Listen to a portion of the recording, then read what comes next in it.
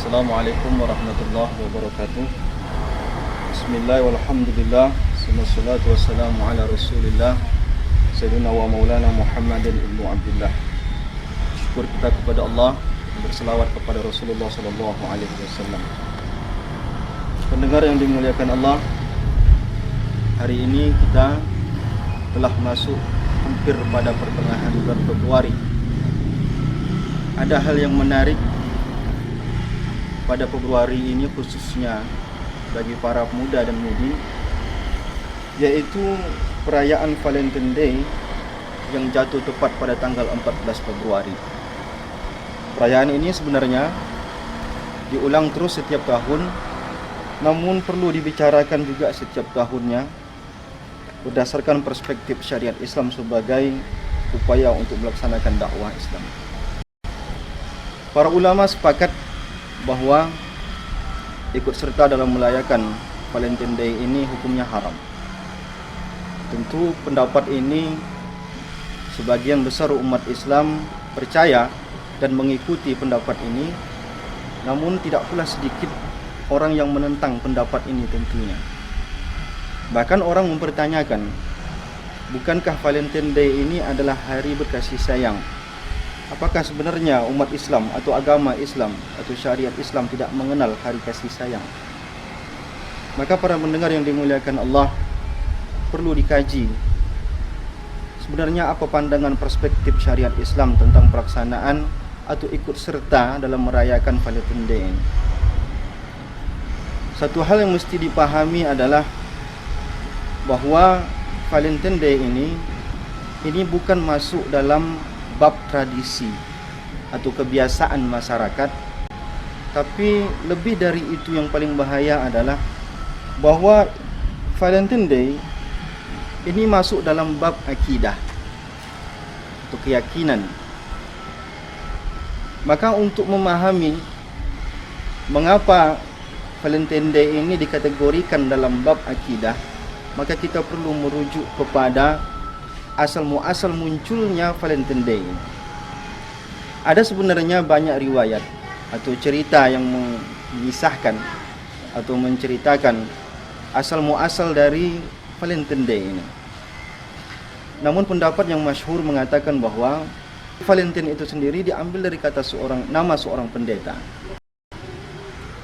Dan kemudian pelaksanaan Valentine Day ini pada awalnya adalah dilaksanakan oleh bangsa Romawi kuno yang dikenal sebagai perayaan Lupercalia, di mana perayaan ini dianggap sebagai perayaan pensucian yang dilaksanakan mulai dari tanggal 13 Februari sampai pada tanggal 18 Februari. Kalau kita melihat kepada prosesi mulai dari tanggal 13 sampai pada tanggal 18 ini, maka kita akan melihat di sana mengapa ulama mengharamkan dan mengatakan bahwa Valentine Day ini masuk kepada bab akidah. Maka pada prosesinya tanggal 13 sampai tanggal 14 itu mereka mengatakan bahwa itu adalah hari di mana mereka mempersembahkan untuk Dewi Cinta yang dikenal sebagai Juno Pebruata. Pada hari ini pemuda-pemuda akan mengundi nama-nama perempuan di dalam satu kotak, dan kemudian siapapun nama perempuan yang akan diundi itu akan menemaninya malam.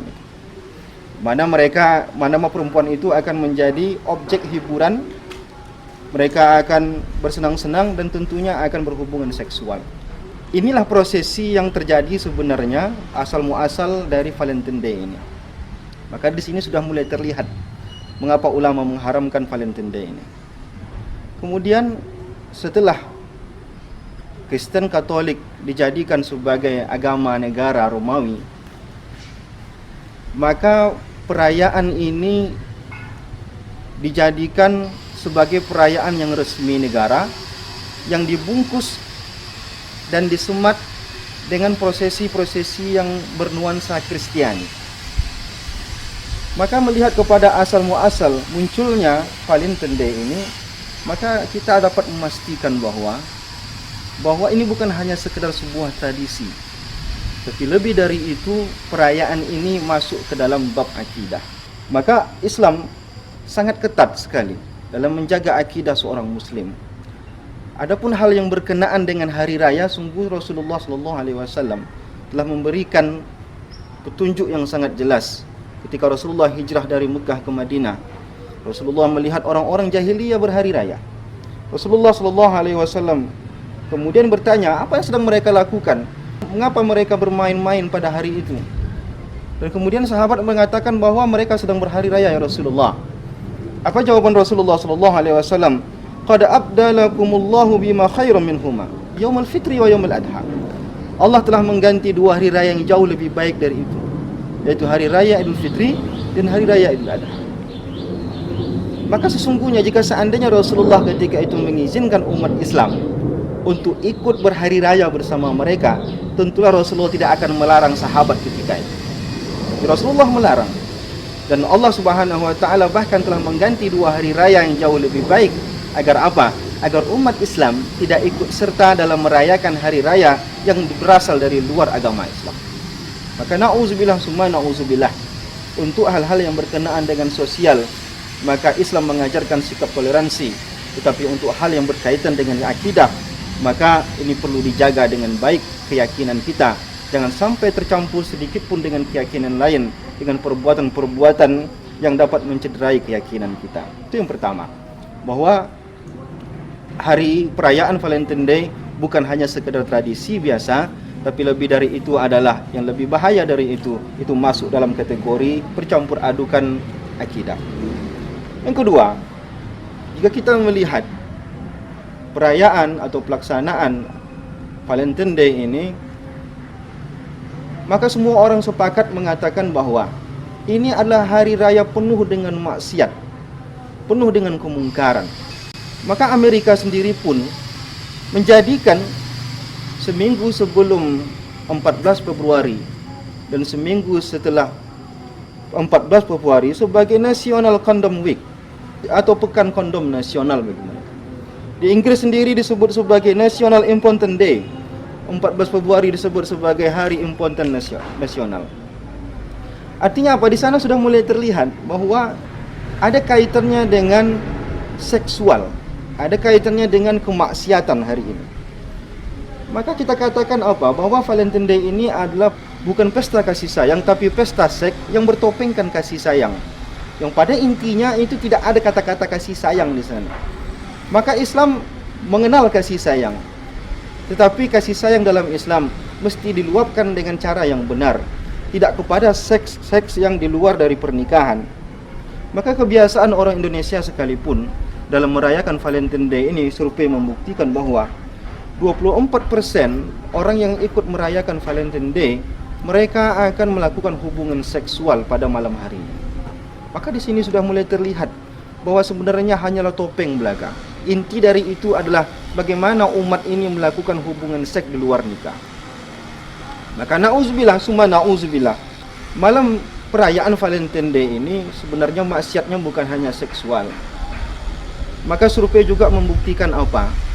Ada dua malam dalam setahun itu yang paling laris kondom sebenarnya, yaitu malam tahun baru dan juga malam 14 Februari yang kita kenal sebagai Valentine Day ini. Maka ini sebenarnya pembodohan masyarakat, ini pembodohan umat, meracuni para pemuda-pemudi untuk melakukan hal-hal yang bertentangan dengan maqasid syariah itu sendiri. Apa maqasid syariah? Maqasid syariah adalah bagaimana Islam itu menjaga keagamaan seseorang, menjaga jiwa seseorang, menjaga harga diri seseorang, menjaga harta seseorang, dan juga menjaga akal sehat seseorang. Maka malam Valentine Day ini penuh dengan perbuatan maksiat dan juga jauh dan sangat berseberangan dengan maqasid syariah itu sendiri. Maka dengan dua alasan ini sudah cukup kita memahami mengapa para ulama mengharamkan kita sebagai pemuda-pemudi umat Islam, baik itu anak-anak sampai kepada orang tua, untuk mengikuti perayaan ini. Maka terakhir, apakah Islam itu sendiri tidak mengenal kata kasih sayang? Pendengar yang dimuliakan Allah Subhanahu wa taala, dalam Islam kasih sayang itu tidak hanya satu hari dalam setahun. Setiap saat disuruh untuk berkasih sayang, tidak hanya satu kali dalam setahun. Maka jika seandainya ada orang beranggapan syariat Islam mengharamkan Valentine Day, berarti umat Islam sendiri tidak mengenal kasih sayang, maka ini sungguh jauh sebenarnya dari pemahaman Islam itu sendiri. Terakhir, pesan kami kepada para pemuda dan pemudi yang dimuliakan Allah Subhanahu wa taala, ada banyak hal faktor yang sebenarnya yang meracuni muda-mudi Islam hari ini, khususnya di Indonesia. Banyak cara yang mereka lakukan untuk merusak muda-mudi kita. Di antaranya adalah bahwa hari ini muda-mudi banyak mengikut sesuatu tradisi yang di luar dari ajaran Islam, yang mereka sendiri tidak mengerti apa sebenarnya yang mereka ikuti. Mereka sendiri tidak paham asal usul dari apa yang mereka kerjakan. Wala taqfu ma laisa laka bihi ilmun. Jangan kamu mengikuti sesuatu yang kamu sendiri tidak mengetahui apa yang kamu ikut. Maka hal-hal yang meracuni muda-muda ini menjadi tanggung jawab semua orang, semua pihak. Mulai dari pemerintah, mulai dari para ulama, orang tua dan juga seluruh masyarakat. Maka tidak layak seorang pemimpin memfasilitasi masyarakat untuk melakukan perbuatan maksiat. Maka ulama juga mesti gencar untuk membentengi muda-mudi agar mereka juga tidak terjerumus dalam perbuatan maksiat. Adapun orang tua, maka ini hukumnya fardu ain bagi mereka untuk membentengi akidah anak-anak mereka dan juga menjauhkan anak-anak mereka dari perbuatan-perbuatan maksiat. Mudah-mudahan umat Islam di negara kita, khususnya di tempat kita di Pekanbaru ini, mendapatkan ajaran yang benar sehingga mengikuti segala sesuatu yang sesuai dengan tuntunan syariat Islam. Mudah-mudahan bermanfaat untuk kita semua. Assalamualaikum warahmatullahi wabarakatuh.